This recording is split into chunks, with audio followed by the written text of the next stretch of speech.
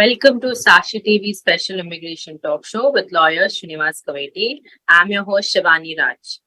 Please note that Sakshi TV now has 4 immigration shows every week on Tuesdays with lawyer Kaveti, on Wednesdays with Prashanti Reddy in English, on Thursdays with Chand Parvat Neni, and on Fridays with Banu and Indra. Please tune in to ask your questions. If you are an immigration attorney and would like to join our special shows, please email us at usa@sakshi.com or call us at 877257441. Before we begin the show, please note that the information provided on this show is not legal advice and for general informational purposes only. Sakshi TV or its agents will not be responsible for the use of information. If you need any specific legal advice, you can contact the attorney directly. Mr. Kaveti needs no introduction, but if you need consultation, you can log on to their firm. The Kaveti Law Firm is headquartered in New York City and has branches across different continents. So without any further delay, let's welcome Mr. Kaveti Garu onto our show. Kaveti Garu, welcome back, Andy. How are you? Very good, Shivani. Thank you. Yeah. So, Kaveti Garu, today we thought we'll discuss a very important topic, which is deportation. Unfortunately, a lot of students who just went like last month or just this month, some of them are deported back to the country. They went to do their masters or do whatever visa that they went. They are being sent back. So we decided that we'll be talking a little about this. First of all, Kaveti Garu, just to give a heads up to the viewers, what exactly is deportation? Deportation is a forced removal of students or any other individuals, actually, those who visit United States of America on non-immigrant visas. I mean, these students who have come on an F1 because of their fraudulent documents, or if they could not prove their financial ability, they've been deported. Deportation is a forcible removal. It's a process of law because they were found inadmissible in America. What does that mean? They were not allowed to be in the country for the purpose they came. Sometimes students do get deported. And even H-1B guys are getting deported because of the H-1B fraud. And sometimes other types of visas, visitors also get deported. And unfortunately, now we are hearing more about students getting deported from the US. I mean, this is not a difficult thing, but a lot of people are getting deported now from Canada. And a lot of them are getting deported from UK and now USA. But because US is a big country and a lot of media personnel and the government, state government, central government, they're all, concentrating on this. So basically deportation is, you're forcibly removed. Either you're, voluntary departing the country, or the government of United States forcefully send you back to your own country where you come from, whichever the citizenship you hold. So it's actually a punishment. Deportation is a punishment. So that's an unfortunate thing. Once you're deported, you have a penalty that, sometimes the government pays the ticket and sometimes you pay the ticket, but, you're sent back to your country. That is called deportation. Yes. And also, Mr. Kaveti, why has this been happening since past month? Some of the students, they are saying that, we're wrongly framed. But, the USCIS has given a statement that there were insufficient documents, or, they were registered or had taken admission from a non-authorized colleges or universities. So can you please explain about the situation currently right now? Okay. Giovanni, first of all, when anybody is entering into the country, the first document for a student is your I-20. There is a misnomer that the school is not authorized.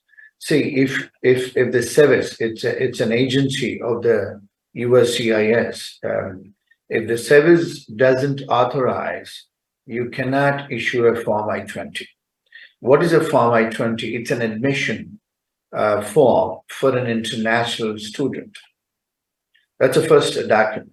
And two, you have to pay a service fees directly to the government of the USCIS. And three, you need to have a financial ability document. What is a financial ability? You're just a student of 23, 24, and how you're going to pay lakhs of rupees to the school and for your living expenses. There's a big misnomer thinking that when you come to United States as a student, you can work outside. The law says, the F1 law says, you do not have a right to work outside the campus. You can only work in the campus 20 hours a week. But what is happening? The visa agents in India and the education consulting companies in India, they are giving a wrong advice, saying that you guys can go and work outside the campus and pay the school fees, which is not true because you cannot work outside the campus. You're not authorized to work, basically. But if you're working outside your school, that means it's unlawful work. The other thing, what is happening is these kids who are coming to states, they are giving representation. They're convincing the consulate, saying that they have enough money to study in US. And when they arrive into United States, when the border security guys, this is called CBP, Customs and Border Protection. These are immigration guys. See, one must understand, Shivani, that a visa is given by a Department of State, which is a totally different government department, totally different jurisdiction. And CBP, which is a Custom and Border Protection, is an immigration enforcement agency, which is a different government department. These both are federal governments, but they have different roles to play. So the documents, whatever you show in consulate, and you're coming to United States, and you're not able to justify, this is what it says, you have to justify the CBP officials. These are border security protection guys. These are basically immigration police officers. They want to verify your documents, whatever you have, showed it to the consulate before you came to States. So the students were coming. They're saying that they have 30 lakhs, 40 lakhs in their bank accounts in India, in their sponsors' accounts. And again, the question comes: who is the sponsor? Is your father is a sponsor, mother sponsor, or any relatives or friends? Or are you coming with a bank loan, or a bank is bank a sponsor? Or who else is a sponsor? If is anybody from overseas, do you have any family in America or any parts of the world? So they want to see whether you have sufficient resources. What does it mean? There are two types of resources. One is you have to bring money to, relocate yourself. That means to have an apartment for rent and for food and transportation and for buying your medical insurance and for buying books and stuff like that. And the two, you need to have readily available funds for paying the school fees once you come into the country. If you cannot justify, if you cannot satisfy the immigration officer that you are not having available funds, then it's a red flag. It's a red herring. The other thing is, most of the times, you're coming and we quite often, we discussed in earlier shows, that kids are coming with a fraudulent documents, like fake certificates and even fake work experience letters. If you're coming to US with those fraudulent documents, then you're subjected for a secondary inspection.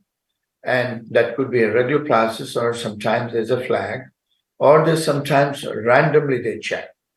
And if you don't satisfy the officer initially, what they would do, they would send you for a second inspection. I mean, this is a common process anywhere in the world. It's not just in US. It could be UK, Australia, England, any country you go. if the immigration officer gets a doubt, or if he has a credible information, or if he has a probable cause, that he finds you that you're inadmissible or you are lying. Even if they're asking questions, you're not able to answer them properly. Then they would have a question saying, if these guys or these girls who come in who cannot understand basic English, and they are saying that they have good, credits in their college and they've passed their TOEFL or TSC test of spoken English, or now it has become so easy, Duolingo, which is a very, very simple exam. And what people are doing in India, what they're doing is they're doing a proxy. Somebody else is writing the exam, and the agents are arranging all of that. The agents are arranging the property documents, saying that you have hefty properties in your home country. When your sponsor is just a blue collar guy or laborer or a taxi driver or a auto driver, things like that. Your parents' profession also matters. And then how would you're making only 20, 30,000 rupees, which is not even $200 or $300 in US, but you're showing that you have 30 lakhs or 40 lakhs or 60 lakhs in your bank accounts. And when you're asked a question, you cannot justify how did your parents got this money. And the kids are not having access. See, the CBP officers are asking, I said, can you show us the proof of funds in your father's account? And these answers are, no, we don't have an access. And when the CBP officers are asking, how much money did you bring into the country? I mean, Shivani, if you're going to another foreign country, you can't go with $500 or $1,000.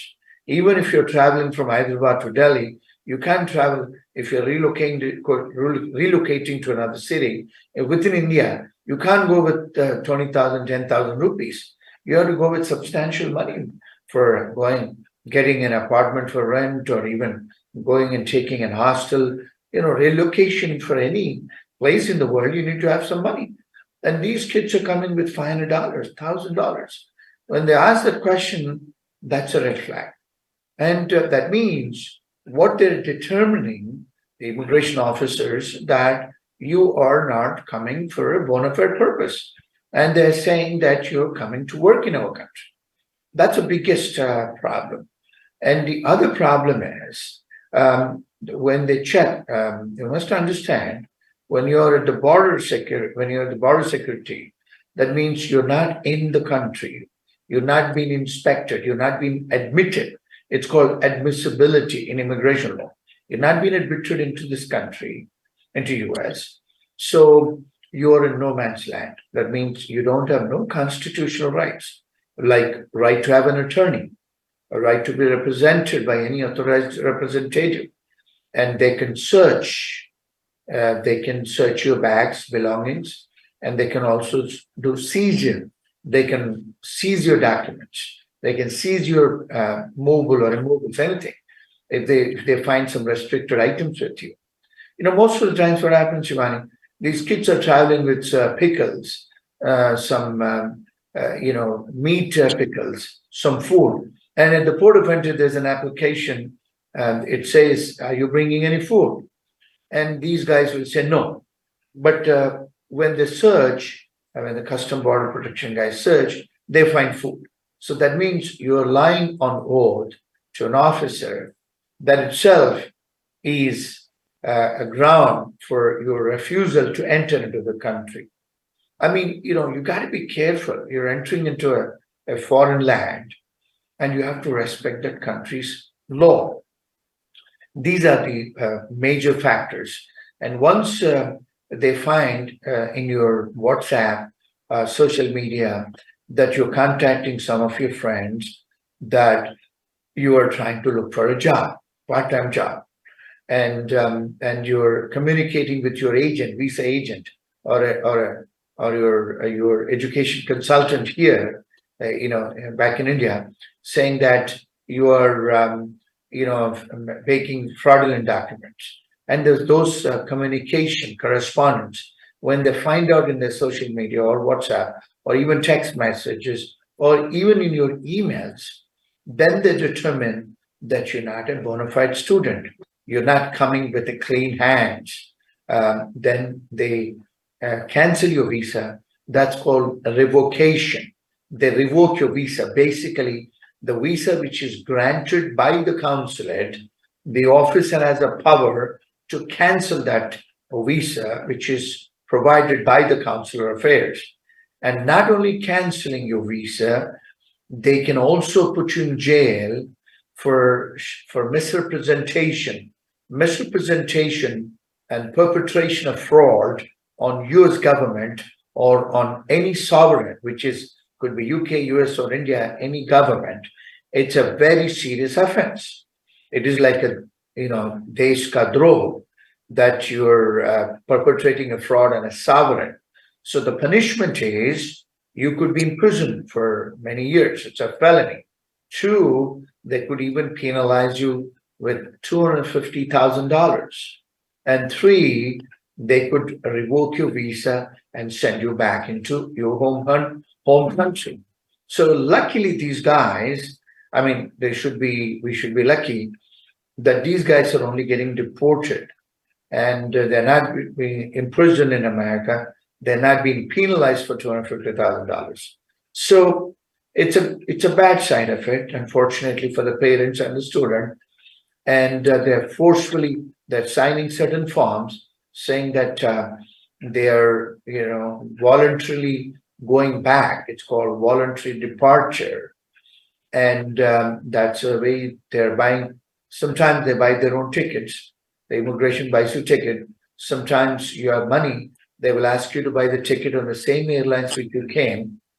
And sometimes, when you come, the airlines have to take you back because that's a law. That's an international travel law, that the courier who has taken you to that country, if you're found inadmissible, the same courier means the airlines, have to bring you back from where they picked you up, and they could pick up money from you. So most of the times when they're coming back to India, the Air India or any airlines couriers, they're picking you up, they're asking money, and then they're releasing you to the immigration. So this is a serious business, Shivani, and it's a penalty, and you pay for a misrepresentation and committing a fraud and lying on oath, and you're not able to satisfy the officer for a justifiable reason. And these are serious businesses, and you get deported. And those are the major reasons why kids are getting deported. Yes. And also, Mr. Kaveti, when, I was researching more about this specific topic, there were parents saying us that that they are pretty confused by the fact that it was the US, US colleges, US universities, so US companies that is offering jobs, and now all of a sudden, they are being, unlawfully deported and stuff like that. Is it true? From what way is, we completely get that, Indians here, there are few Indians who are doing unlawful practices. Do you think there are certain practices in USA that is also causing, a direct or an indirect effect? Well, it's partially true. Why? Because in last a few months, when you see, there is a lot of H-1B fraud. I mean, people have filed multiple applications, and a lot of employers are getting letters from USCIS that they're getting audited, and a lot of H-1B guys who have entered into United States on a software professionals are getting their visas revoked, notice to intent to revoke, NOIR, and a lot of them are getting deported. And then a lot of colleges, a lot of schools, past 6 months to 1 year, a lot of schools have lost their recognition. That's called, just like in India, that you're recognized by the government, UGC. Similar, there is nothing like an UGC in America, but there are accrediting agencies in America. And many schools, colleges have been, they've lost their accreditation. That's one of the reasons. And two, there are many schools have been blacklisted by different agencies. And number three, you cannot get an I-20 by the service if your school is de-recognized. That is not true. Because I-20 form is a form given by the international school advisor, by the universities or colleges, and that facility is given to the schools, US schools, by the immigration itself. If the school has not followed, complied the law, they will lose their facility of issuing Form I-20. So that could not be the reason. But sometimes what happens, these students, let's say if the college is or if the university is in New York, what they would do, these kids, they will arrive in Florida or they will arrive in California or different parts of the United States altogether. You cannot arrive in a different city when your college is located in New York, or if your college is located in California or Florida, you have to arrive in that city, period. Number one. Number two, you have to know how to answer the questions because it is an interview again. And most of the times, students, when they get a visa by the consulates, they're so overconfident. They're thinking that, oh, my life is settled. Now I'll go and work, make some money, and pay the school fees. No, that is not true. You have to be prepared for the inspection and for the interview again at the port of entry. Many reasons are there because sometimes innocence also gets deported. How? Because you're traveling for 2 days and you have a jet lag, you have an anxiousness, you have a fatigue, and you don't sleep, and the accent is also different because Americans they speak different accent. It's not, of course, it's an English language, but the accent is totally different. And you're not looking into the officer's eyes when you're answering the questions, and you're not confident of your own documentation. And most of the times, what happens, Shivani, when you're bringing or carrying some fraudulent documents, when you're doing fraud, and when you're not having money, you're indicating, saying, "Oh, I have some money," things like that. When you're not able to justify the answers, what's going to happen? Of course, you're scared. I mean, even in India, when you're going on a scooty or a bike, when a police officer stops you, you are nervous. Any person in the world, when somebody stops you, you're nervous. If a police officer or any officer with uniform, when they stop you, whether it is America or any part of the world, you get nervous. And second, not only nervous, you are tired and you don't understand the language, English, and you're not able to answer the questions properly, and you're not able to satisfy the answers to the officers because they're meeting students and different immigrants and non-immigrants every day, lakhs of people every day, and they just want to get appropriate answers, relevant answers. They're not there to punish you and send you back. Why? Because it is a business. America, education, international students, they bring billions of dollars into the country, and the first Chinese are the maximum people who come, and the second largest students who come to United States are Indians. So they're looking at it as a business. You're coming to give business to the country. You're getting educated. The other problem, what we see, I mean, these media guys are saying, and people are complaining, the students and their parents, that immigration officers are saying that after education, you're not going back. But F1 visa is a dual intent visa. The legislation says that after your graduation, you could stay back in the United States if you get a job. And it's a dual intent visa. What does it mean? After your education, if you want to come back to your home country, you can come back. And if you want to pick up a job, if you get an employment offer, of course, you can stay back and work. So it's called dual intent visa. Just like H-1B, it's a dual intent visa. If you want to immigrate, if you want to live in America permanently, you can. And if you want to go back, you can go back. Nobody's stopping you. So that is not the reason why they're sending back. Most of the times, because when the immigration officer is asking questions, there are cameras. Your interview is getting recorded, and they also makes notes. The immigration officers, because that's a due process of law, they can't just arbitrarily or unilaterally, they can't send you back because they have to follow the law of the land. And these are immigration officers, and they are trained. They know they're trained at looking at your body language. They're trained to discover your fraudulent documents. They're trained to make a decision whether you are admissible or inadmissible. I mean, sometimes there is a factor of prejudice, bias, or racial discrimination. Those factors are definitely there. It's a human thing. But in terms of law, once they make a decision, and it's not only just one officer makes a decision, the supervisor is involved, the boss is involved, and they speak and they examine documentation.